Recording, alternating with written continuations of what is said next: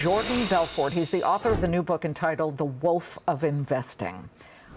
Okay, you're now saying, and you, a man who made lots of money. Right. Lots of money on individual stocks, Right. most of them complete and utter circular file candidates. Well, let's just say suspect. Yeah, suspect.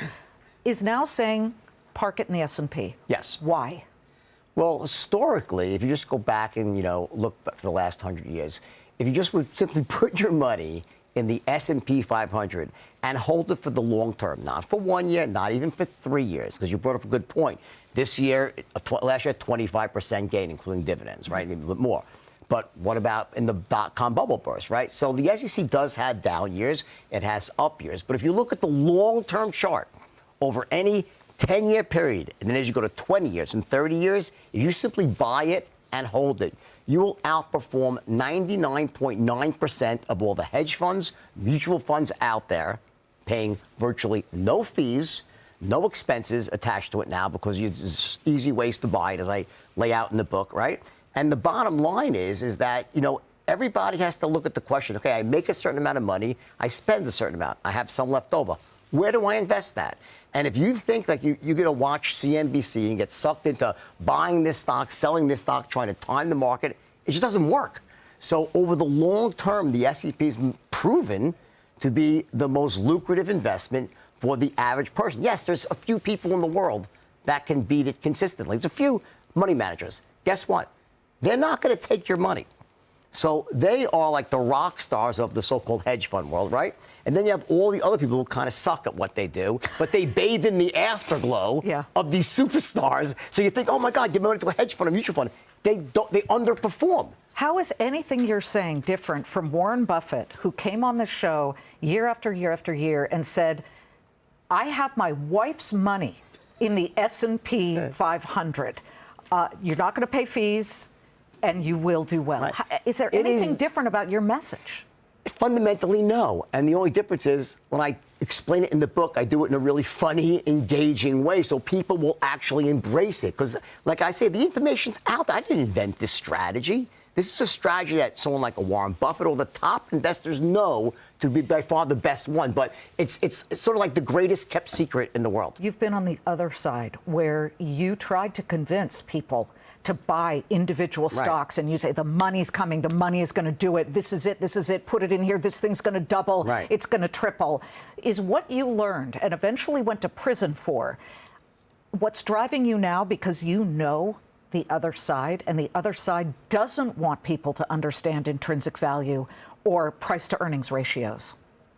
The answer to that is yes. I've seen the seedy underbelly of Wall Street. And here's the thing.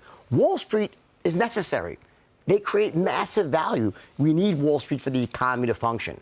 So the way you take advantage of that and get all the best things that Wall Street creates is by simply buying the S&P, holding it, and if you can make little contributions along the way, you can take a small amount of money and over the long term turn it into a giant nest egg. But you're not going to do that by buying individual stocks and trying to time them. So every investor should do this. What do you think the S&P is going to do this year? I have no idea. And anyone who tells you they know is lying. The point is, I can tell you this, though, over 10 years, it's going to be a lot higher. You don't know what the S&P is going to do this year. I don't know what's going to do tomorrow, 6 months from now. You really don't know. Do I think that? I think it goes higher. But over the long term, it compounds at 10.5% a year. So if you just take that and engage in long-term compounding, you let time do the heavy lifting for you. We just talked to Mike Novogratz, who is an acolyte of Bitcoin, obviously. A lot of people are Bitcoin curious. Crypto curious. They want to see because they believe that maybe there's going to be some there. Digital currency seems like an evolution from paper money. You've liked crypto in the past. You've liked Bitcoin. I like Bitcoin. So I'm very skeptical on most of crypto, but I love Bitcoin. I own Bitcoin. But again, long-term investment. I'm not buying it, trying to, time it for this month or next month. I buy 5-10 years out, and I think it will be much, much higher. And I think Mike brought up a good point about this whole idea, like, why is the ETF down, right? Well, the answer is because, typical buy on rumor, sell on news. So, everyone bid up the price of Bitcoin in anticipation of this ETF, right? But what happens when it comes out? It goes down. That happens all the time. So I wouldn't look at that as a reason to either buy or not buy. If you're going to buy Bitcoin, And I think you should put 5, maybe 10% of your portfolio, if you're aggressive, 10%. I love Bitcoin. This is my personal opinion. I wouldn't tell anyone else what to do.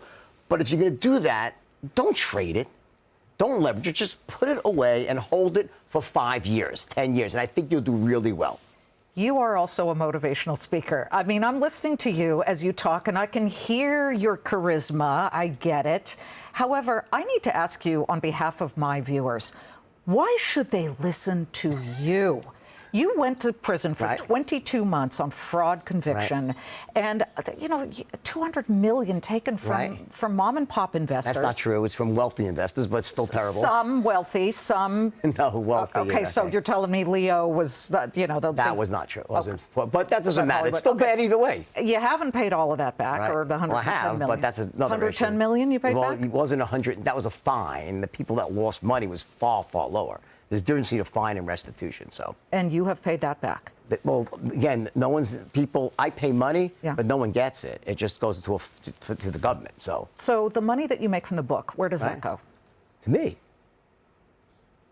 To me.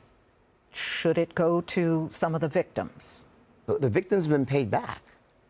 Well, Jordan, then let me take it here. Sure. Because as we look at what Wall Street doesn't want you to know, okay. Here's something I'll give you in the book.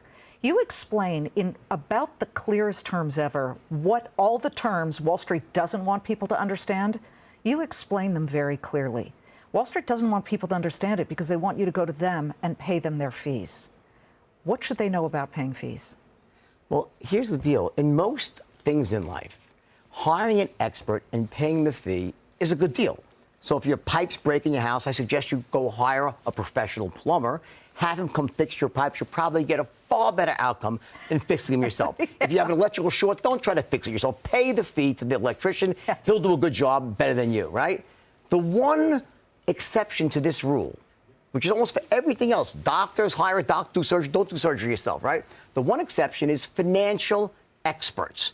When you pay a financial expert, they give you a worse result than you can get yourself. So it's the one exception to this rule of hiring experts. You don't need them. They're unnecessary. And the reason I wrote this book, The Wolf of Investing, was because it's like this really odd thing. Everyone should know this. Its information is out there. It's been proven by, study after study after study for 50 years onward. But somehow through advertising and just, sheer brute force of this sort of, I call the Wall Street fee machine complex, they convince the average investor to stay in their kind of corrupt casino playing the sucker's game when there's an alternative. And it's simply buying the S&P 500 and index, a couple other positions as well, but they're all long-term investments, ultra low fees, and that is how you really build wealth in the stock market. Jordan, you served your time. You're back. You're living a good life. Thank you for coming on. My pleasure. Thank you very much. The Wolf of